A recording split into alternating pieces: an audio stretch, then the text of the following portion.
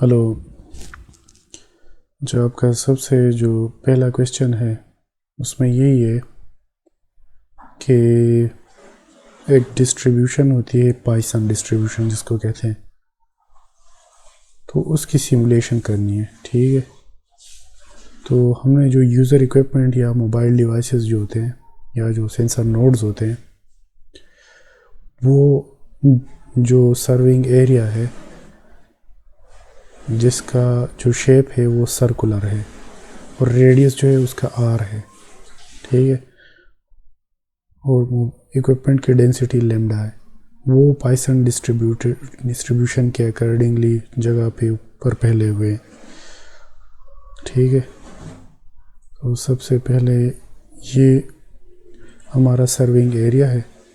मैंने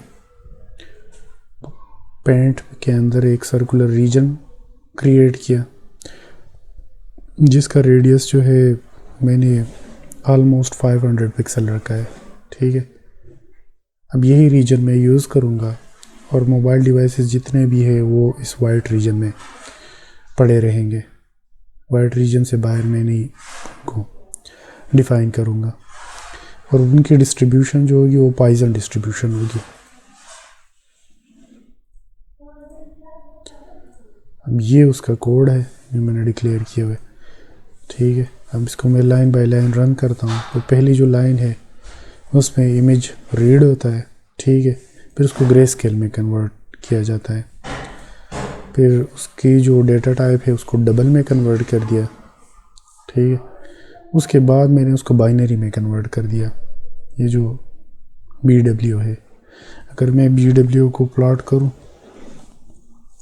तो आपको नज़र आएगा कि ये एक ब्लैक एंड वाइट इमेज है।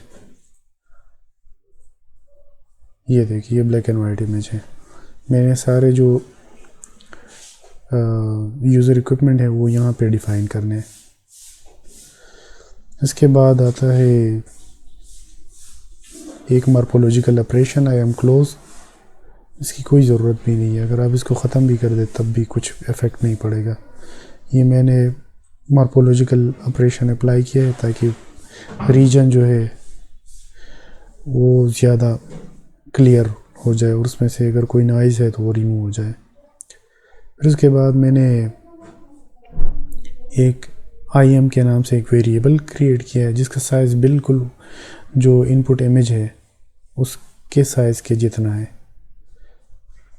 फिर मैंने M, N और K ये डिक्लेयर किए हैं जो कि 551 है। मतलब जो रीजन है उसकी विड्थ 551 पिक्सल है और हाइट भी 551 पिक्सल है। तो ये MN जो है यहाँ पे बन गए।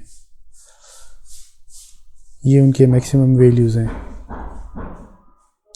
अब टोटल विड्थ कितनी है तो मैक्सिमम वैल्यू से मिनिमम वैल्यू जो है वो सब्ट्रैक्ट होगी तो आ जाएगी उसकी विड्थ। सिंपल है। टोटल एरिया कितना है तो width multiplied by height total area आ जाएगा, जो कि इस केस में 303,601 पिक्सल है। लेमडा मैंने 50 रखा है, मतलब टोटल 50 यूज़र इक्विपमेंट जो है वो डिस्ट्रीब्यूट होंगे। फिर उसके बाद मैंने नंबर ऑफ़ पॉइंट्स कैलकुलेट किए। नंबर ऑफ़ पॉइंट्स टोटल कितने हैं वो 33 आए हैं। फिर उसके बाद मैंने ये लेमडा है, ठीक है, और ये नंबर ऑफ़ पॉइंट्स हो गए। फिर मैंने कोऑर्डिनेट्स के लिए 2 एम्प्टी वेरिएबल डिफ़ाइन कर लिए। फिर उसके बाद ये लूप है। इस पूरे लूप के अंदर जो है एक एक करके कोऑर्डिनेट्स जो है वो डिफ़ाइन होंगे यूज़र इक्विपमेंट के। टोटल नंबर ऑफ़ पॉइंट्स 33 है तो 33 यूज़र इक्विपमेंट जो है वो डिफ़ाइन हो जाएंगे। मैं इसको यूज़ करता हूँ क्योंकि ये फिर अपलोड नहीं होता, बल्कि मैं इसको कंप्लीट करके मेल कर दूँगा।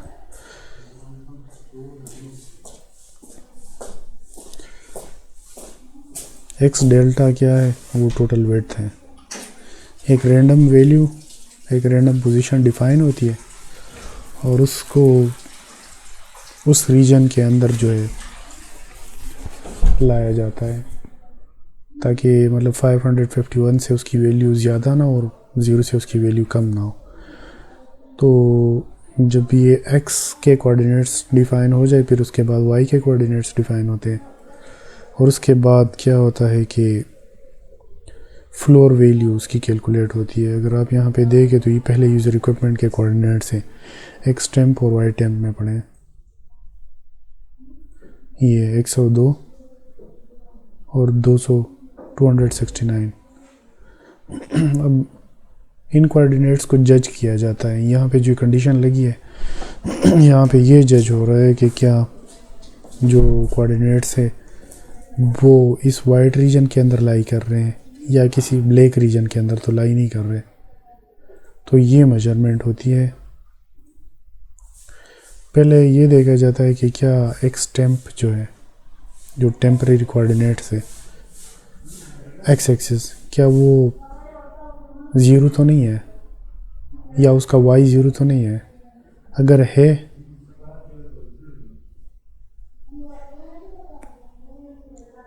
है तो फिर उसके बाद ये जज किया जाता है कि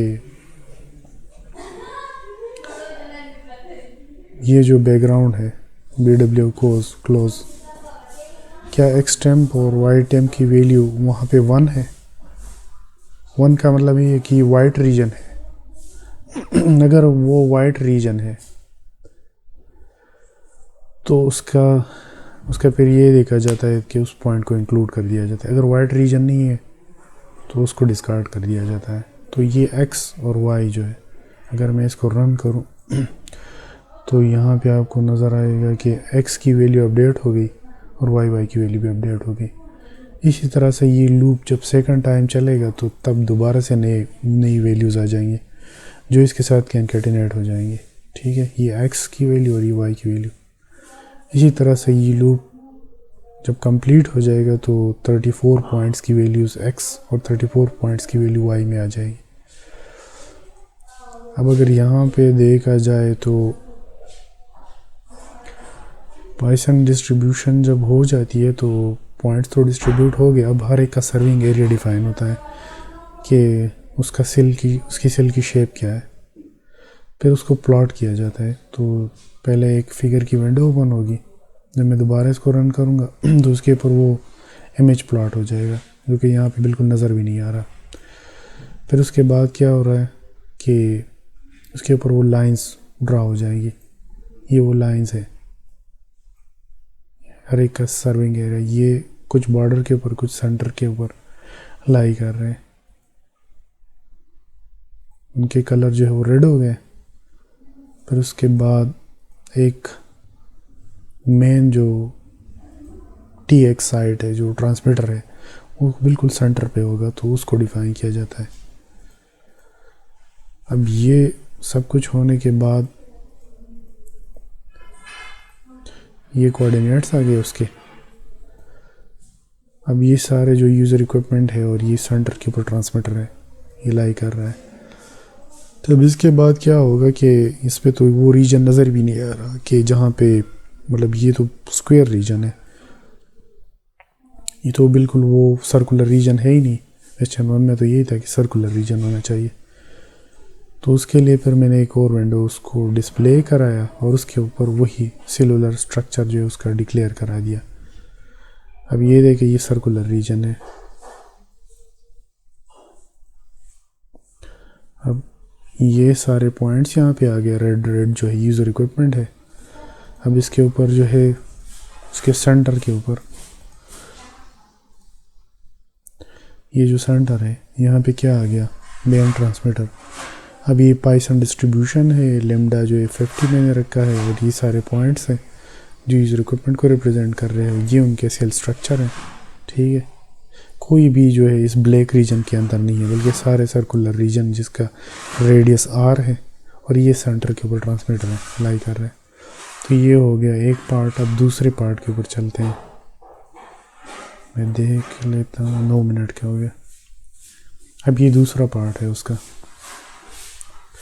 अब अगर इस पार्ट को देखा जाए तो इसमें इसके अंदर ऑप्शन 2 पॉइंट है, A और B। इसको भी मैं लाइन बाय लाइन रन करता हूँ। जब मैंने पहली लाइन को रन किया तो ये वर्क स्पेस और ये दोनों क्लियर हो गए। मैंने फिर वही इमेज को रीड किया, फिर उसके बाद मैंने दूसरा इमेज रीड किया। अब यहाँ पे इस जो पार्ट है, पार्ट बी जो है, या जो क्वेश्चन 1 का जो पार्ट 2 है, इसके अंदर हमने क्या किया है, हमने एवरेज पावर जो है वो कैलकुलेट करनी है कि हर एक यूज़र इक्विपमेंट जो है वो कितना, मतलब टोटल पावर तो ट्रांसमिट हो रही है, लेकिन उसमें से कितना कितना हर एक इक्विपमेंट जो है वो रिसीव कर रहा है। तो मैंने ये सारा प्रोसेस वही पुराना है जो मैंने पिछले में आपको बताया, ये सारा वही पुराना प्रोसेस है। ठीक है, नंबर ऑफ पॉइंट डिक्लेयर हो गए, ये फिर वो लूप आ गया, और इस लूप को रन करने के बाद यहाँ तक वही सारा प्रोसेस हो रहा है। अब आ गया जो पार्ट 2 के अंदर जो करना है, तो उसमें ये है कि कैरियर फ्रीक्वेंसी मैंने डिक्लेयर कर दी। ठीक है, कि ये कैरियर फ्रीक्वेंसी है जिसके ऊपर ट्रांसमीटर जो है वो डेटा ट्रांसमिट कर रहा है। अब मैंने लेमडा की वैल्यू डिफ़ाइन की। लेमडा वो ये 50 वाला लेमडा नहीं है जिसकी वैल्यू 50 है, ये एक और लेमडा मैंने डिफ़ाइन कर दिया। अब ये लेमडा जो है ये क्या है, वेवलेंथ को रिप्रेजेंट कर रहा है। वेवलेंथ को कैलकुलेट करने के लिए फ्रीक्वेंसी को 3 × 10⁻⁴ जो कि स्पीड ऑफ लाइट है उसको डिवाइड किया कैरियर फ्रीक्वेंसी पे, तो उसको डबल किया मैंने, तो C/F के बाद मेरे पास वेवलेंथ आ गई। अब ये वेवलेंथ आगे यूज़ होगी। ट्रांसमीटर की पावर उन्होंने 46 dPm बताई थी, जब उसको मैंने वाट में कन्वर्ट किया तो उसकी वैल्यू इतनी आ गई। गेन मैंने सबका 1 रखा है, ट्रांसमीटर और रिसीवर दोनों एंटीना के गेन मैंने 1 रखा है, और लॉसेस भी मैंने 1 ही रखे हैं, क्योंकि ये वहाँ पे बताया गया ही नहीं था, तो इसलिए मैंने ख़ुद से वैल्यूज़ कंसिडर कर ली, ये वाली वैल्यूज़। डिस्टेंस हर एक नोड का कितना है, तो वो कैलकुलेट करने के लिए जो पिछली फिगर आपने देखी होगी, ये वाली फिगर जो है,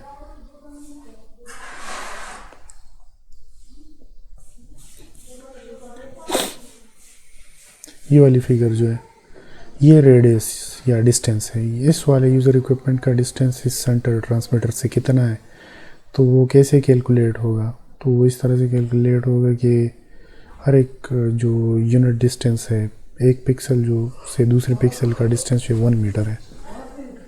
अब यहाँ से यहाँ तक कितने नंबर ऑफ पिक्सल्स है, तो वो इसका डिस्टेंस होगा। ये यूक्लिडियन डिस्टेंस कैलकुलेट करने का एक फार्मूला होता है।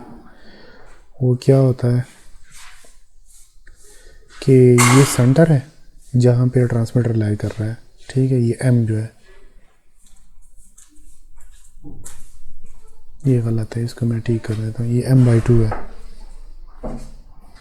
ये M/2 होगा, और ये N/2 होगा, ये मैंने एक मिस्टेक की थी। ठीक है, M/2 जो है वो डिफ़ाइन कर रहा है इस ट्रांसमीटर का डिस्टेंस, क्या लोकेशन इसकी, ठीक है, विद रिस्पेक्ट टू एक्सिस, और M/2 और N/2 इसके कोऑर्डिनेट्स हो गए। ठीक है, अब ये जो x है, ये x यहाँ पे नज़र आ रहा है, ये 47 पॉइंट्स है, और हर एक पॉइंट का जो x एक्सिस है वो है, तो सबके x एक्सिस में से M/2 जो है सब्ट्रैक्ट हो गया, सबके y एक्सिस में से N/2 सब्ट्रैक्ट हो गया, फिर दोनों का स्क्वायर हो गया, और फिर स्क्वायर रूट, तो x - x0 whole square plus y - y0 whole square whole under root, तो ये सारे डिस्टेंसेस आ जाएंगे। अब इन डिस्टेंसेस को यहाँ से देखते हैं।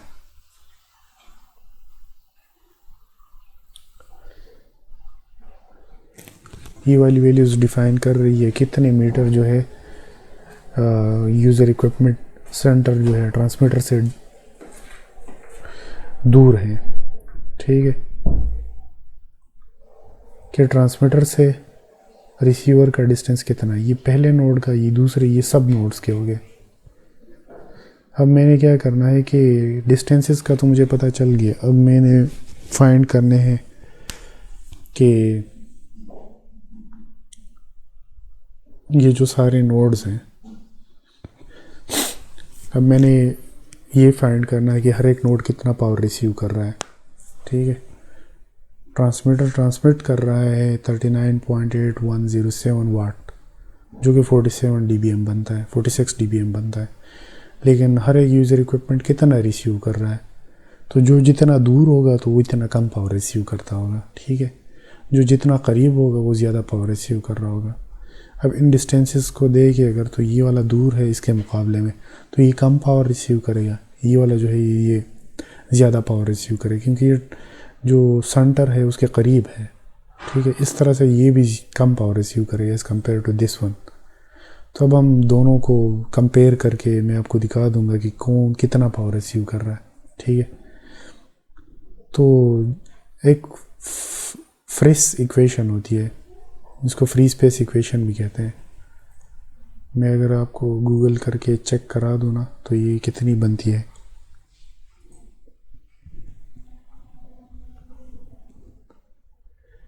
ये है फ्री स्पेस इक्वेशन, ठीक है। ये क्या चीज़ है, ये है पावर कितनी रिसीव हो रही है, ठीक है। जो आपका यूज़र इक्विपमेंट है ना वो कितनी पावर रिसीव करे। अगर इस डायग्राम को आप देखें ना तो ये ट्रांसमीटर है और ये रिसीविंग एंटीना है। इस पिक्चर में ये ट्रांसमीटर है और ये सारे रिसीवर है। अब हर एक रिसीवर कितनी पावर रिसीव कर रहा है वो हमें फाइंड करनी है। तो उसका मेथड क्या है, मैं इसमें से एक नोड ले लेता हूँ। सपोज़ मैंने ये वाला नोड ले लिया, ठीक है।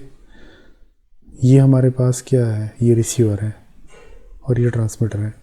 अब इन दोनों का मैं बता दूँ तो ये रिसीवर हो गया और ये ट्रांसमीटर हो गया। अब ये ट्रांसमीटर पावर ट्रांसमिट कर रहा है, कितनी पावर ट्रांसमिट कर रहा है। कोड में मैंने डिफाइन किया है कि ये टोटल 46 dBm पावर ट्रांसमिट कर रहा है, ठीक है, जो कि 39 वाट बनती है। अब ये रिसीवर कितना रिसीव कर रहा है तो उसको कैलकुलेट करने के लिए ये फ्रिस ट्रांसमिशन इक्वेशन होती है, ठीक है। इसको इस तरह से भी लिखा जाता है, इस तरह से भी लिखा जा सकता है, डिफरेंट तरीक़ों से इसको लिखा जाता है, ठीक है। अब क्योंकि मैं डीवीज़ में कैलकुलेशन नहीं कर रहा, ठीक है, मैं वाट में मैंने पावर ली हुई है, तो उस केस में इस तरह से होगा। अब ये क्या चीज़ है, PFT, ये है output power of transmitting antenna.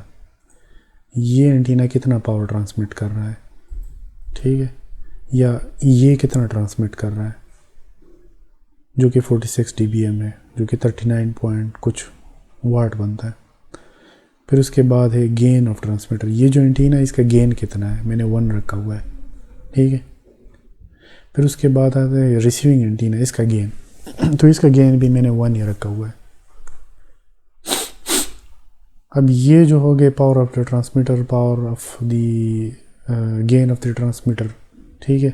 और उसके बाद रिसीवर का गेन कितना है, ये तो सारे मैंने आपको बता दिए। लेमडा की वैल्यू जो है वो फ्रीक्वेंसी के ऊपर डिपेंड करती है कि ये कितनी किस फ्रीक्वेंसी के ऊपर जो है ट्रांसमिशन कर रहा है।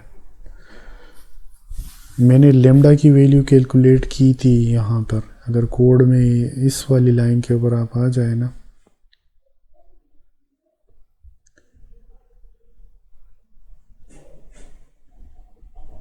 यहाँ पे इसको मैंने किस तरह से कैलकुलेट किया, C/F कर दिया था। मैं हर एक वेरिएबल के डेटा टाइप को डबल क्यों रख रहा हूँ, क्योंकि डबल जो होते उस डेटा टाइप में पॉइंट के बाद भी वैल्यू मतलब वो स्टोर करने की कैपेबिलिटी रखता है वो वेरिएबल।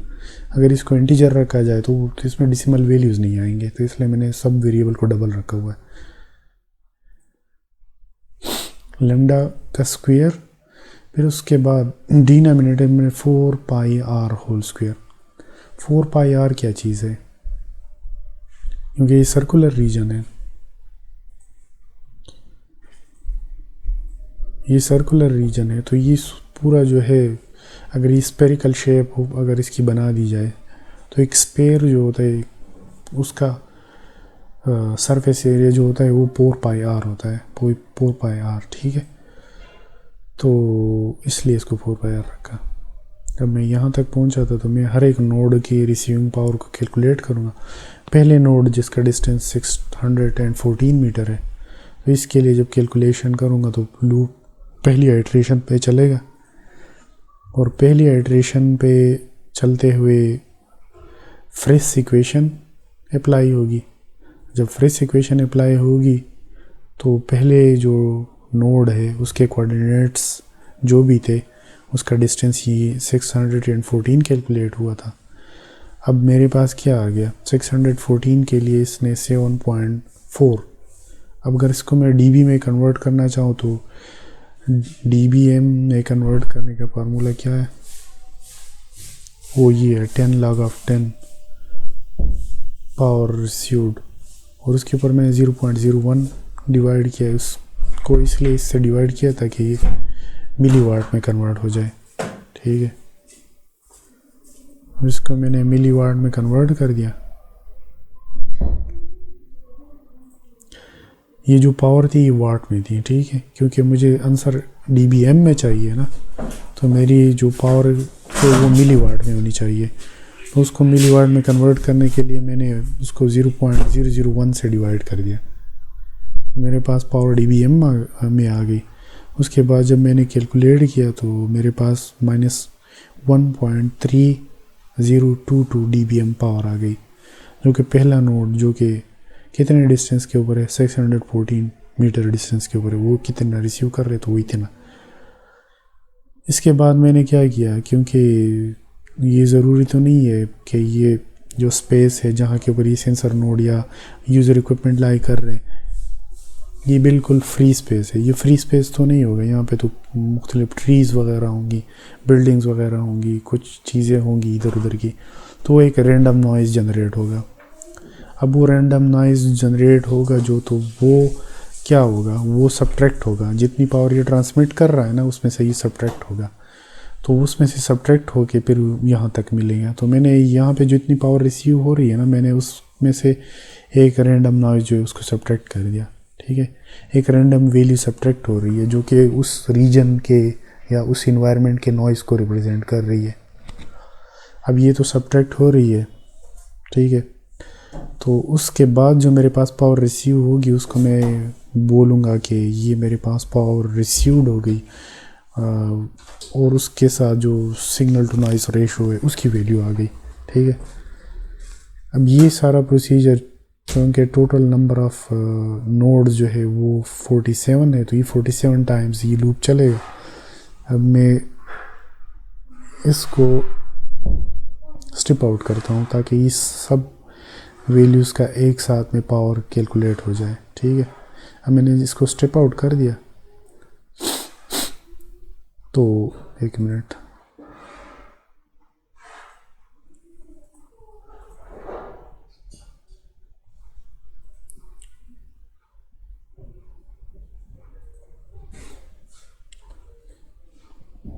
अब ये आ गया मेरे पास। इससे पहले मैंने आपको बताया था कि ये डिस्टेंसेस ऑफ द नोड है, क्योंकि ये मैंने कोड दोबारा रन किया तो ये सारी वैल्यूज़ दोबारा जनरेट हो गई। अब हर एक नोड कितनी पावर रिसीव कर रहा है तो वो यहाँ पे डीबीएम वाले वेरिएबल में मौजूद है, उसको मैं ओपन करता हूँ। अब इस दफ़ा 57 नोड्स हैं। ठीक है, इसको मैं एक काम करता हूँ, इसका मैं एक ट्रांसपोज ले लेता हूँ ताकि कंपैरिजन इजी हो जाए।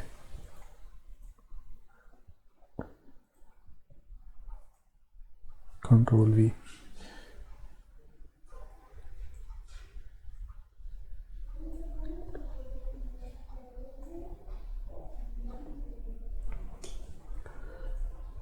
ये हो गया। अब ये आ गई पावर की वैल्यूज़, ठीक है, यहाँ पे स्टोर हुए। अब इस पे देखे, इसको मैं क्लोज कर देता हूँ। अब इसको देखे तो ये 80 मीटर के डिस्टेंस के ऊपर एक यूज़र इक्विपमेंट है। सपोज़ ये 80 मीटर के ऊपर यहाँ पे है, तो ये ज़्यादा पावर रिसीव करेगा एज़ कम्पेयर टू ये जो 5th नंबर का नोड है जो कि 246 के ऊपर है। ये ज़्यादा दूर है तो ये कम पावर रिसीव करे। अब देखते हैं ये कितनी पावर रिसीव कर रही है, 16 dBm, और 5th के ऊपर जो है वो 6 dBm पावर रिसीव कर रहा है क्योंकि वो दूर है। इसी तरह से ये 12 dBm इससे कम इसलिए है क्योंकि ये 80 मीटर के ऊपर है और ये जो है 122 मीटर के ऊपर है। अब यहाँ पे देख लेते हैं कि सबसे ज़्यादा दूर कौन सा है।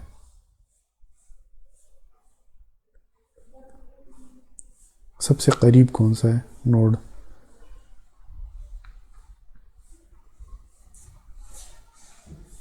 ये 19 मीटर के डिस्टेंस के ऊपर है, 54 नंबर नोड। तो ये सबसे ज़्यादा पावर रिसीव करेगा।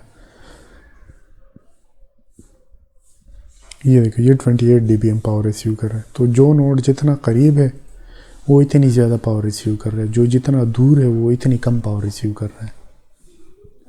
ठीक है, अब इसके बाद मैंने एक फिगर क्रिएट की, ठीक है, क्योंकि मैंने इसको प्लॉट करना है। फिर मैंने पोजीशंस डिफाइन कर लिए, ये क्योंकि यहाँ पे ये बताया गया था कि एक मैंने पोजीशन बता देनी थी नोड की। जब मैंने इसको प्लॉट किया तो मेरे पास ये आ गई average power of the user equipment और ये उसके SNR वैल्यू। अब ये कैसे कैलकुलेट हुई, ये यहाँ पे मीन लिया हुआ है। ये जो SNR क्या नाम है, SNR जो होती है वो क्या होती है, सिग्नल टू नॉइज़ रेशो।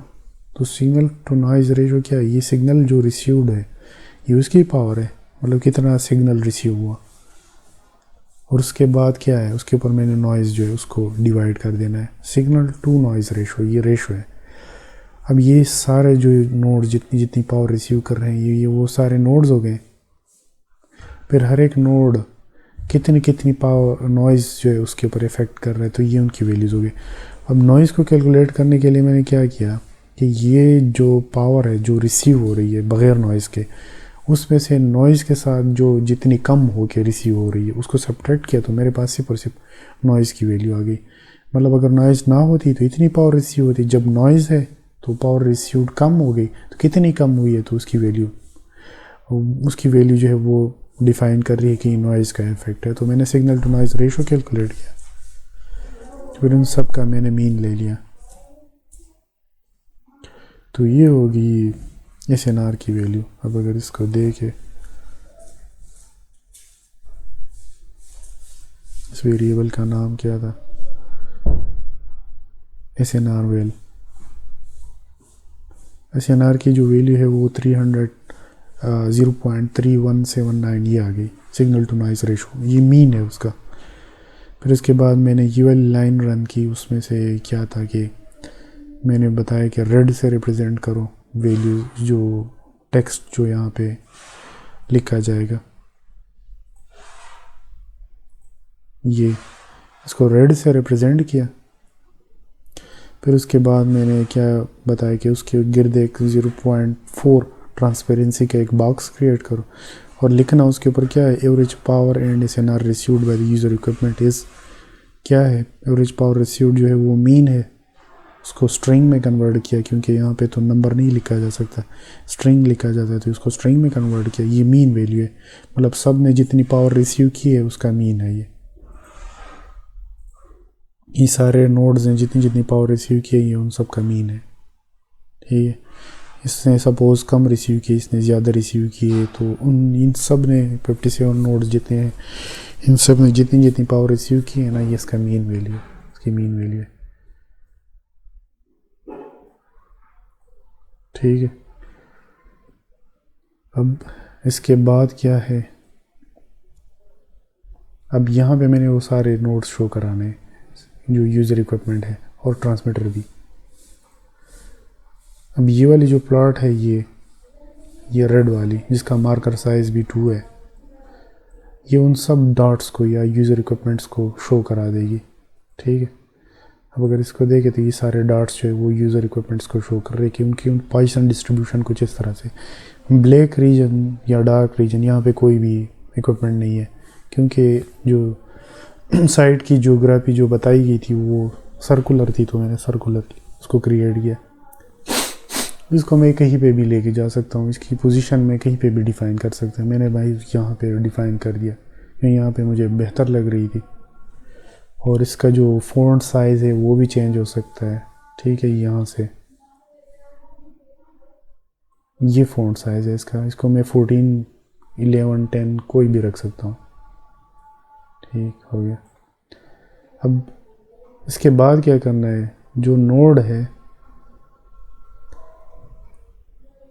अच्छा अगर इसको अब देखा जाए तो इसके टिक्स जो है हॉरिजॉन्टल एक्सिस के ऊपर ठीक नहीं है, क्योंकि ये कोई 50 और 100 कुछ लिखे हुए हैं। हालांकि ये सेंटर जो है इसको मैंने 0 बताना है, वाई एक्सिस में भी ये 0 होगा, और ये जो है ये उससे जितना डिस्टेंस हो, लेफ़्ट राइट के ऊपर जितना डिस्टेंस वो करना है। तो मैंने उसके इसके एक्स टिक्स को ठीक कर दिया यहाँ पे। ये देखिए अब इसके एक्स लेवल जो है वो सही हो गए, वाई लेवल सही हो गए। ये 0 पोजीशन है, फिर इस तरह से जाते जाते ये 400, ये 500, इस तरह से नीचे -4 500 होगी।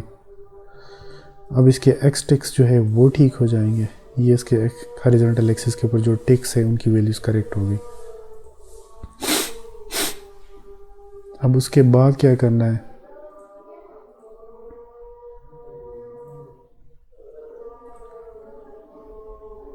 अब ये यहाँ तक आ गया। अब मैंने चूँकि यहाँ पे अभी ट्रांसमीटर डिफ़ाइन नहीं किया, तो यहाँ पे मैंने ट्रांसमीटर को लेकर आना है। संग चल,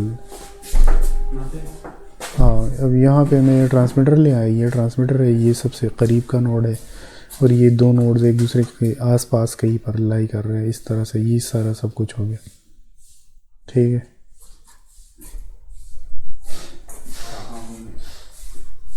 ये हो गया ये सारा डिस्क्रिप्शन इस पार्ट की।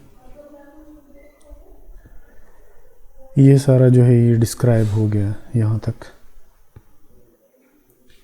अब इस वाले पार्ट को अगर देखा जाए तो यहाँ पे मैंने वो ये डिस्ट्रीब्यूशन पाइथन डिस्ट्रीब्यूशन है। ये वाली स्पेस इसमें एम्प्टी है, ये जो है इसमें ये वाला पोर्शन एम्प्टी है और ये टोटल 57 नोड्स हैं। अब लेमडा की वैल्यू चूँकि 50 रखनी थी तो उसी को मैं रख के चला रहा हूँ। अब इस कोड को मैं दोबारा एक दफ़ा रन करता हूँ तो इसका रिज़ल्ट सारा चेंज हो जाएगा, क्योंकि ये डिस्ट्रीब्यूशन हर दफ़ा रन होने, यहाँ पे पहले नोड्स नहीं थे तो अब यहाँ पे आ गए, बल्कि ये रीजन अब खाली हो गया। तो ये डिस्ट्रीब्यूशन बार बार चेंज होती जाएगी। अब दोबारा रन करूँ तो ये और चेंज हो जाएगी। अब देखिए यहाँ पे आ गए, कहीं पे डेंसिटी ज़्यादा है, कहीं पे बिल्कुल नहीं है, कहीं पे बिल्कुल खाली जगह है। ये डिस्ट्रीब्यूशन का फार्मूला मैंने लगाया ऊपर पाइथन डिस्ट्रीब्यूशन का। यहाँ पे अगर देखे जाए ये वाला, इसकी वजह से बार बार चेंज होता जा रहा है।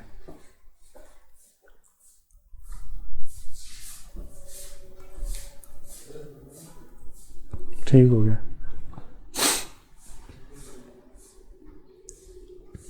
अब मैं पार्ट 3 को एक्सप्लेन करता हूँ।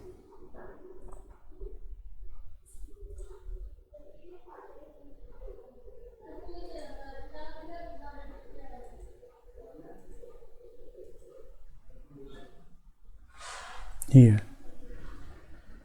अब ये ना दोनों पार्ट हो गए, क्योंकि मैंने एवरेज पावर भी बता दी यूज़र इक्विपमेंट की, मैंने एवरेज रिसीव पावर भी बता दी और एवरेज एसएनआर वैल्यू भी बता दी।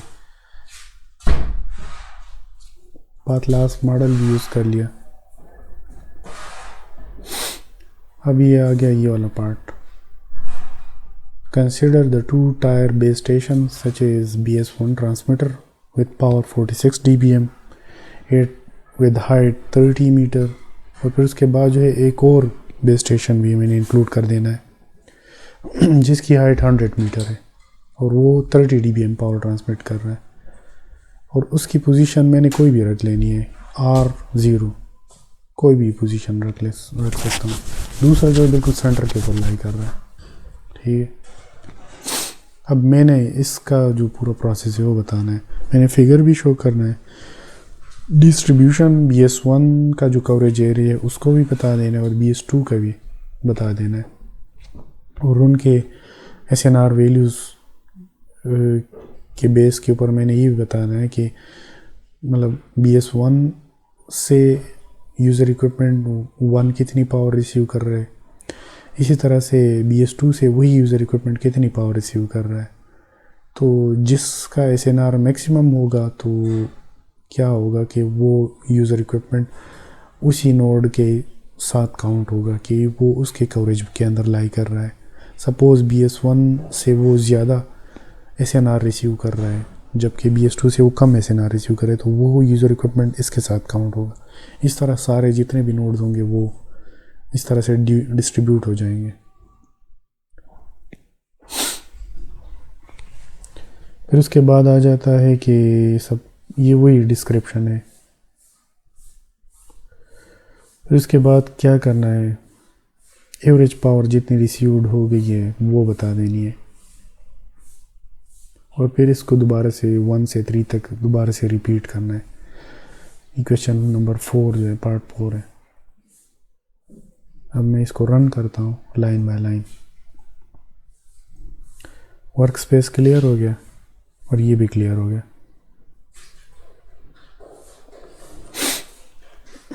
उसी तरह से मैंने एक इमेज को रीड किया, उसको ग्रे स्केल में कन्वर्ट किया। ये इस इमेज की बात हो रही है, ये जो एम्प्टी है, जियोग्राफी जो है। फिर उसके बाद मैंने क्या किया कि उसको बाइनरी में कन्वर्ट किया, मॉर्फोलॉजिकल ऑपरेशन हो गया।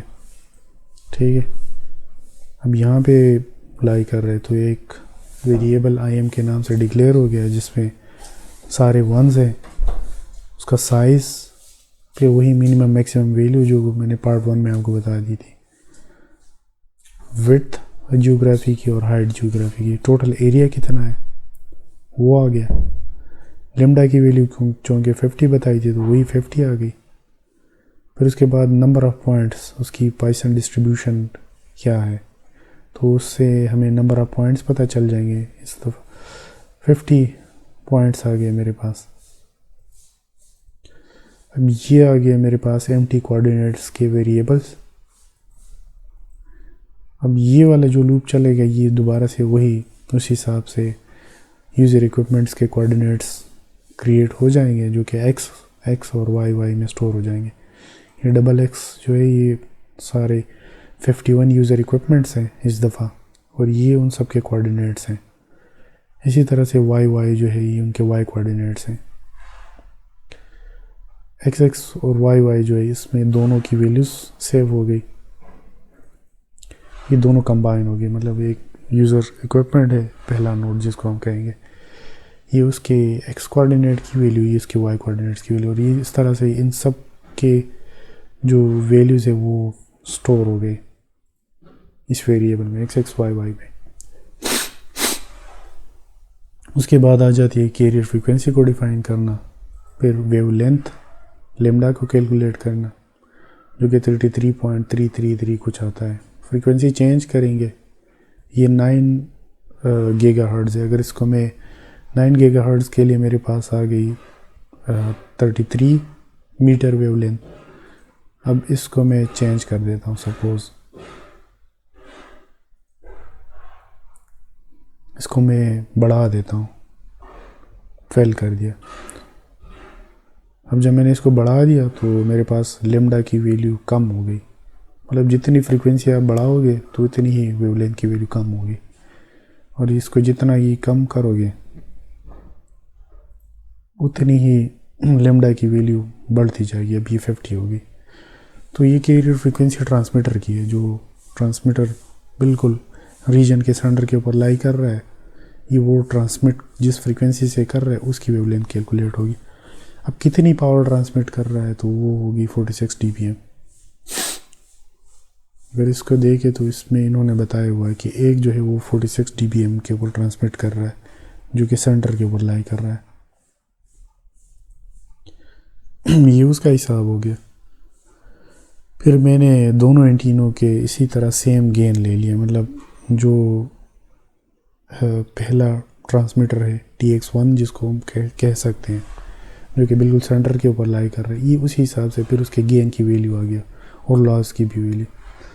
अब सारे जो सेंसर नोड है, ठीक है, या यूज़र इक्विपमेंट है, वो TX1 जो कि बिल्कुल सेंटर के ऊपर लाई कर रहा है, वो उससे कितने डिस्टेंस के ऊपर है। तो उसको कैलकुलेट करने के लिए वही x - x0 y - y0 whole square root, फिर उसका मतलब x - x0 whole square plus y - y0 whole square root उस एक्सप्रेशन से कैलकुलेट हो गया। फिर वेरिएबल डिक्लेयर हुआ, और अब ये जब लूप चलेगा तो उन सब की पावर जो है वो मेरे पास आ जाएगी। अब ये उन सब के जितनी पावर रिसीव हो रही है ना एक नोड से, उन सब की वैल्यूज़ यहाँ पे आ गई।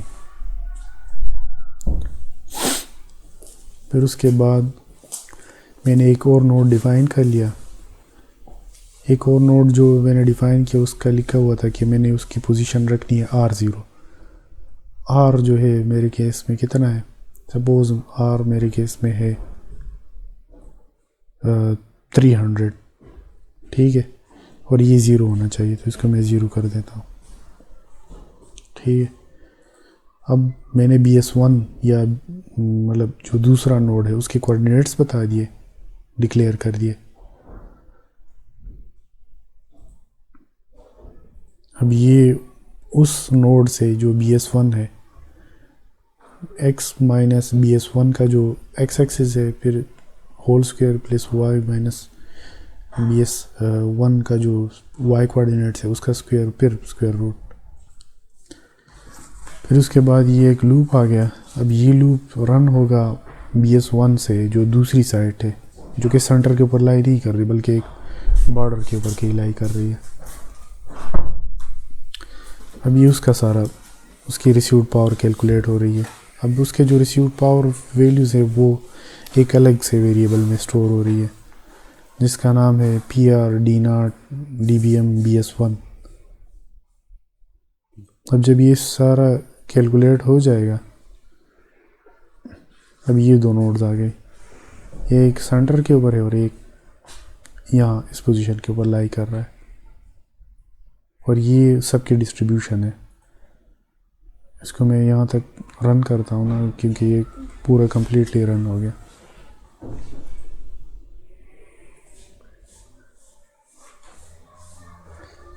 अब ये सेकंड के लिए मैं सारी कैलकुलेशन कर रहा हूँ, तो ये x1 x2 y1 y2 ये दोनों के वो आ गए पावर्स।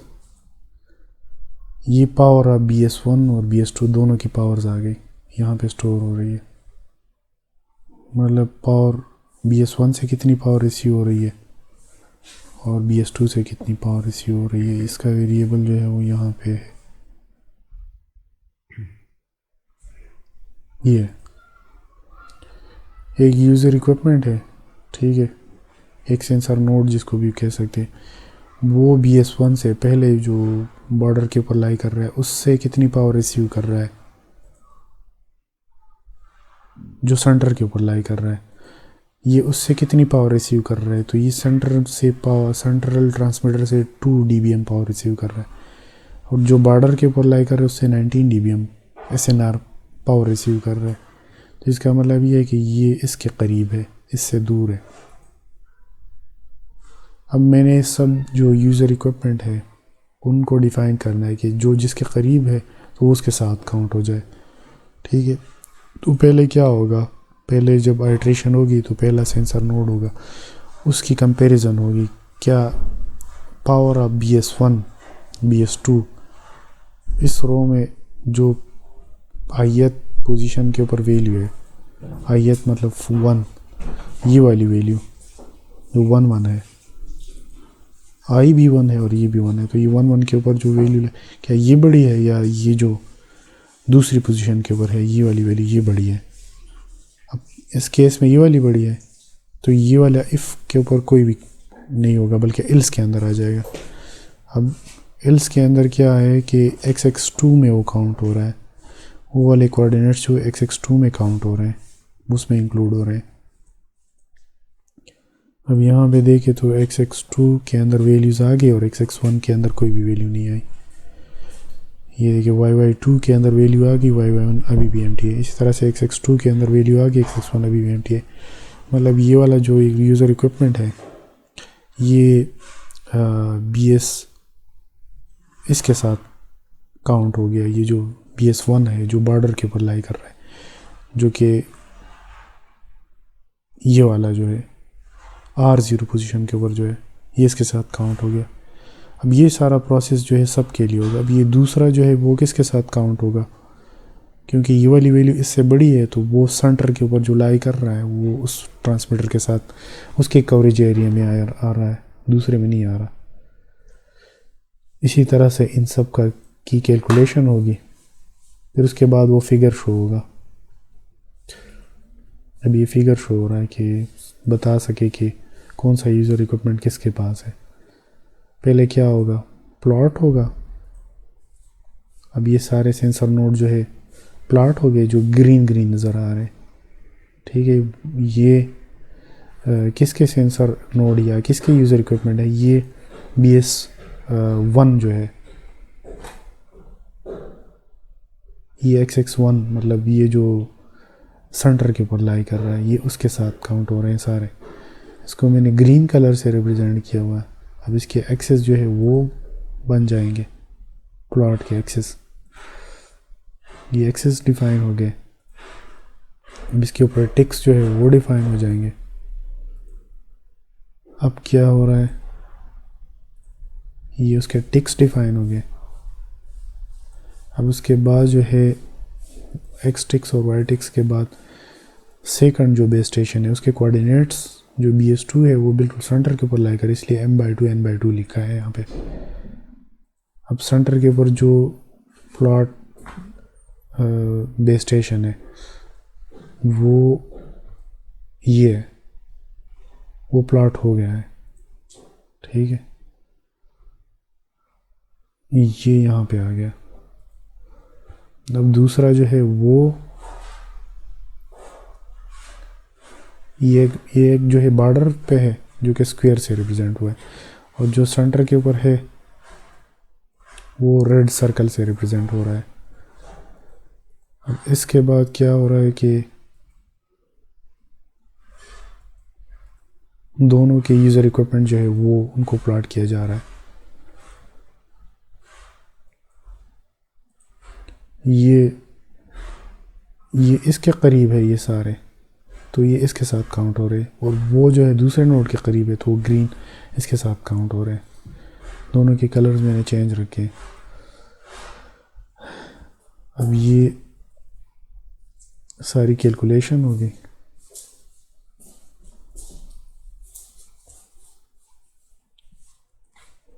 अब ये वाला जो पोर्शन है कंप्लीट हो गया।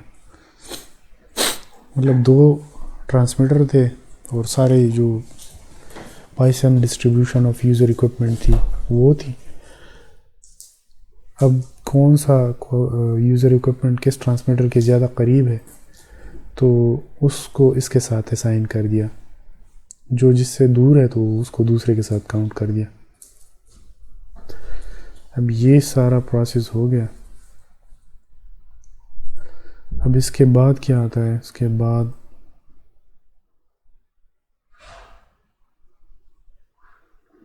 उसके बाद ये वाला प्लॉट वाला आ जाता है। इसको मैं इधर रिपोर्ट में ही शो कर दूँ। इसका कोड मैंने ऑलरेडी सेंड किया हुआ है तो वो वहाँ से देखा जा सकता है।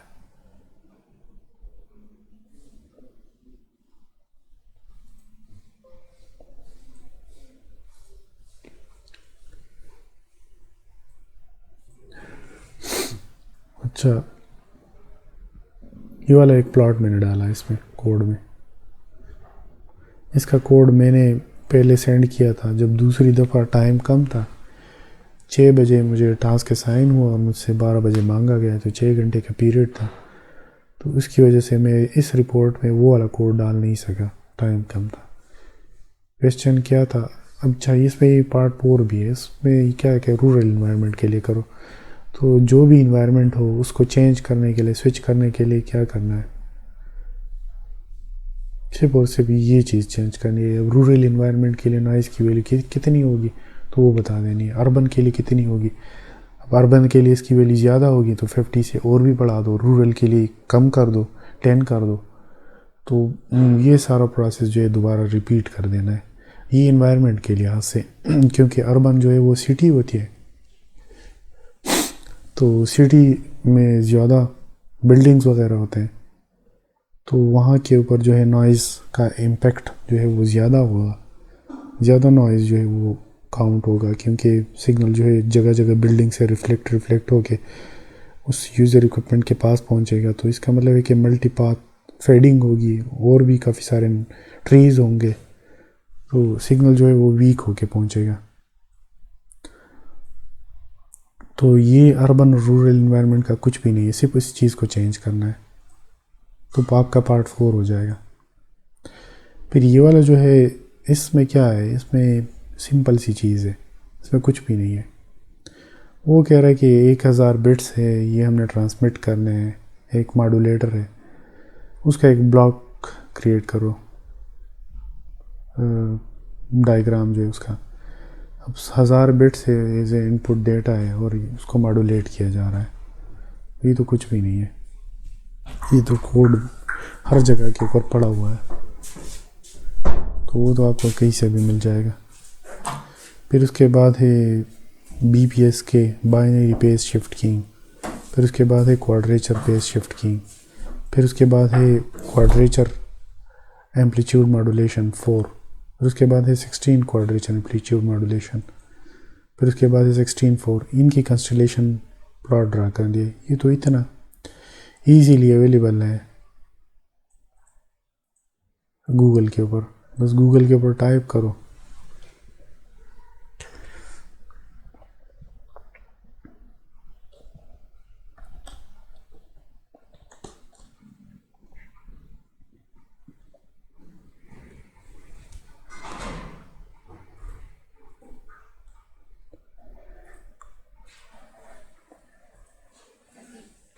BPSK,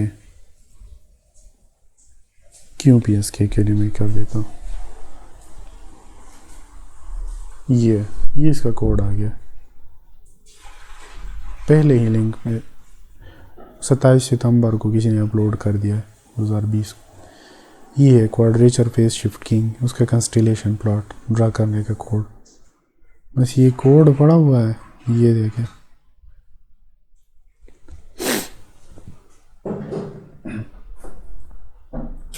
ये थोड़ा टाइम लेता है ओपन होने में।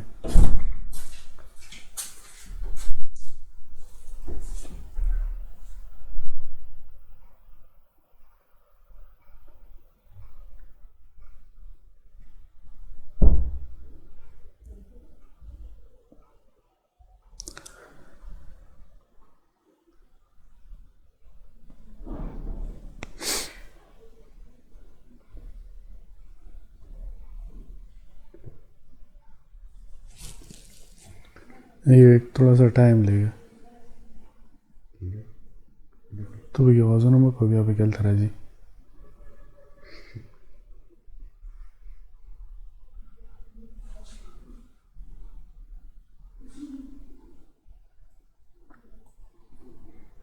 ये किसी ने अपलोड किया है क्वाड्रेचर पेज शिफ्ट की, उसकी मॉड्यूलेशन की जो कंस्टेलेशन है, उसका नाम है जाकिर हुसैन जी के, जहाँ से भी है। बट ये चीज़ अवेलेबल है, जो चीज़ अवेलेबल है तो उसका मैं कोड बिल्कुल बनाता भी नहीं। ये तो ऑलरेडी ऑनलाइन अवेलेबल है। इसमें क्या होता है, बस लोग यहाँ से ही फाइल को कोड कॉपी कर लेते हैं, उसको उसके वेरिएबल्स के नाम वगैरह चेंज कर देते हैं। ये कोड अवेलेबल है सारा का सारा। इसको अगर मैं कॉपी कर लूँ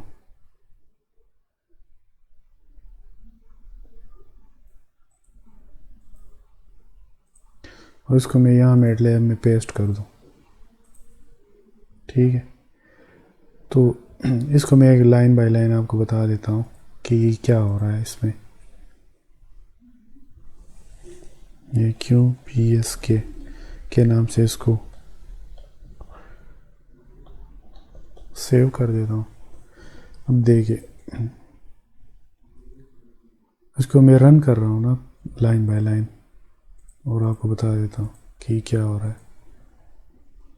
ये पहली लाइन है। पहली लाइन में वो मांग रहा है आपने कितने नंबर ऑफ बिट्स जो है वो ट्रांसमिट करने हैं। ये पेयर ऑफ बिट्स कह रहा है, तो इसको मैं 500 कह देता हूँ, क्योंकि पेयर जो है वो मतलब डबल हो जाएंगे इसको, ठीक है। बल्कि इसको 1000 रखना है, क्योंकि वहाँ पे 1000 बताया गया है। अब 1000 बिट्स हो गए जिसको मैंने ट्रांसमिट करना है।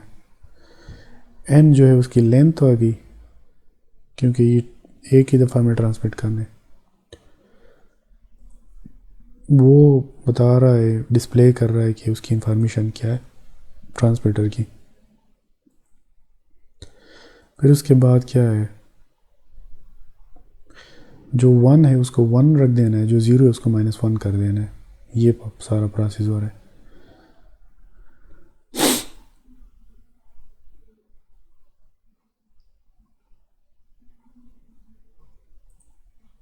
ये हो गया। अच्छा, इसमें एक मिस्टेक है, इसको मैंने चेंज कर देना। मैं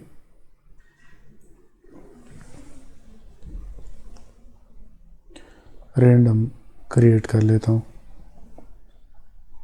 1000 बिट्स, ठीक है।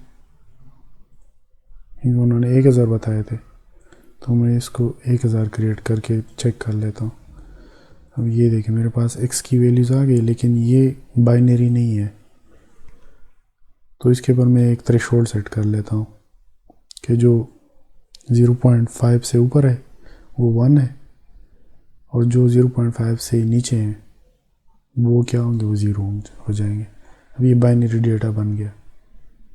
इसको मैं इस तरह से भी कर सकता हूँ, इसको मैं दूसरे तरीके से भी कर सकता हूँ, 1/1000। अब ये वाली लाइन जो है मैं यहाँ पे कॉपी कर लेता हूँ और उसको इधर ही पेस्ट कर लेता हूँ इधर। अब देखते हैं।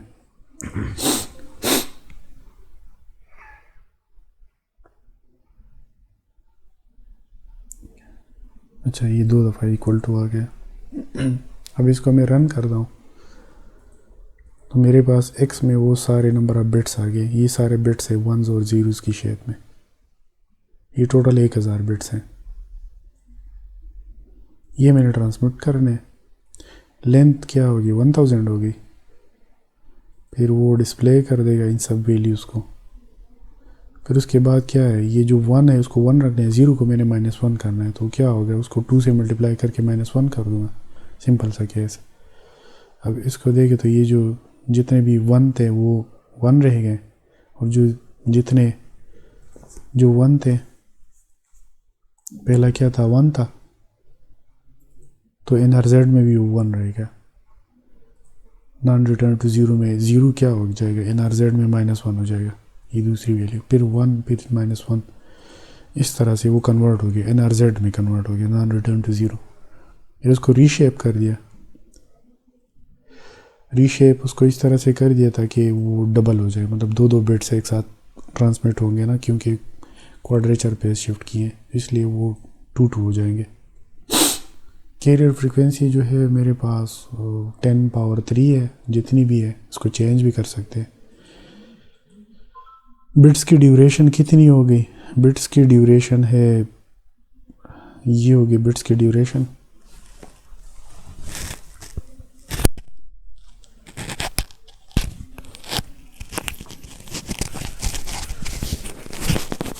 अब ये वेक्टर क्रिएट हो जाएगा कि कितनी बिट्स, टी जो है, ये टी आ गया मेरे पास, ये वो टाइम बता रहा है।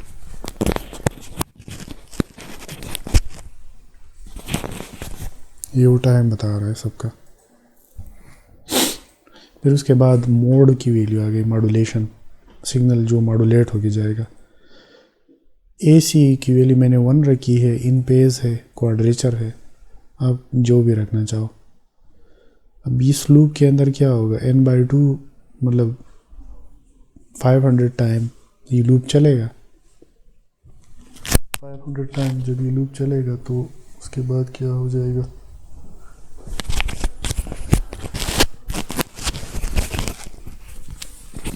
बताओ। अब ये लूप सारा 500 टाइम चल रहा है। हर दफ़ा जो इनपुट डेटा है उसका इन पेज और क्वाड्रेचर कंपोनेंट कैलकुलेट होगा। 2 कंपोनेंट हो गए, इन पेज और क्वाड्रेचर। तो ये दोनों कंपोनेंट कैलकुलेट हो रहे हैं और ये कंकैटिनेशन हो रही है, ये इन पेज और क्वाड्रेचर हर एक के लिए। वो यहाँ पे आ रहा है इन पेज और ये हो गया क्वाड्रेचर। अब ये सारा प्रोसेस 500 टाइम चलेगा, तो मैं इसको स्ट्रिप आउट कर देता हूँ। ये सारा प्रोसेस कंप्लीट हो गया। अब इसके बाद क्या करना है कि m की वैल्यू मैंने 4 रखनी है, क्योंकि क्वाड्रेचर पे शिफ्ट कीइंग हो रही है। अगर कोई बिट जो है उसकी वैल्यू -1 है, या जो उसका क्वाड्रेचर दूसरा कंपोनेंट वो भी -1 है, अगर दोनों -1 है तो उसके लिए ये एक्सप्रेशन यूज़ होगी।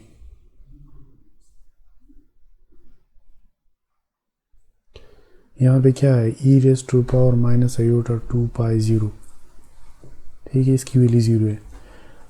-1 के लिए 1 है,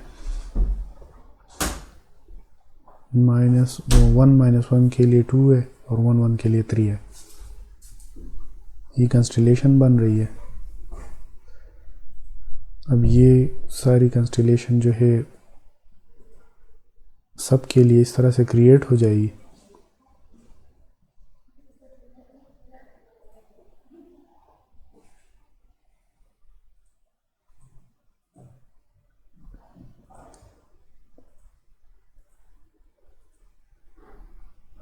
अब सब के लिए कंस्टलेशन क्रिएट होगी।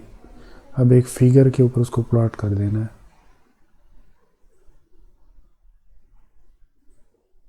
ये सारे NRZ नॉन रिटर्न टू 0, मतलब कभी 1 कभी 0, मतलब वो सारे बिट्स है। ये अगर इसको मैं जूम कर दूँ ना तो आपको नज़र आना शुरू हो जाए। ये बिट्स है, मतलब पहला बिट 1 है, फिर 0 है, फिर 2 दफ़ा 1 है, फिर 0 है, फिर 1 है, फिर 0 0 फिर 1, इस तरह से। अच्छा, फिर उसके बाद जो है उसका टाइटल लेबल आ गया कि मैसेज सिग्नल है। फिर उसके बाद क्या आ गया, ग्रिड के ऊपर मॉड्यूलेशन प्लॉट हो गई। ये मॉड्यूलेटेड सिग्नल है, मतलब कभी 1 है कभी -1 है। अगर इसको भी मैं जूम कर दूँ ना तो नज़र आ जाएगा कि क्या चीज़ है। मैं थोड़ा और जूम कर देता हूँ। ये क्वाड्रेचर फेज शिफ्ट कीइंग होगी, मतलब एम्पलीट्यूड मॉड्यूलेशन जिसको भी बोल सकते हैं। ये क्वाड्रेचर फेज शिफ्ट कीइंग हुई, मतलब फेज शिफ्ट हो रहा है। अब ये 1 है 0 पे कन्वर्ट होता है तो फेज शिफ्ट हो जाता है। अब उसके बाद क्या है, स्कैटर प्लॉट इसका ड्रा कर देना है जो कि इसकी कंस्टलेशन को रिप्रेजेंट कर रहा होगा। ये कंस्टलेशन है 1 0 1 1 0 -1 0 और -1 तो ये हो गया सारा आपका कंप्लीट। अगर क्वाड्रेचर की जगह आपने कोई और रखना है तो इसी कोड के अंदर ये जो फाइल है इसमें सिर्फ और सिर्फ क्या चेंज करना है, ये 4 किसके लिए, QPSK के लिए। BPSK रखना है तो इसको 2 कर देना है। क्वाड्रेचर एम्पलीट्यूड और 16 और 14 उसमें से सिर्फ और सिर्फ ये एक्सप्रेशन चेंज हो जाएगा, एम्पलीट्यूड मॉड्यूलेशन वाला, ये वाली एक्सप्रेशन चेंज हो जाएगी। अच्छा, ये सारा प्रोसेस जब कंप्लीट हो जाएगा ना तो मैं आपको ये फाइल सेंड कर देता हूँ, ये पूरी फाइल।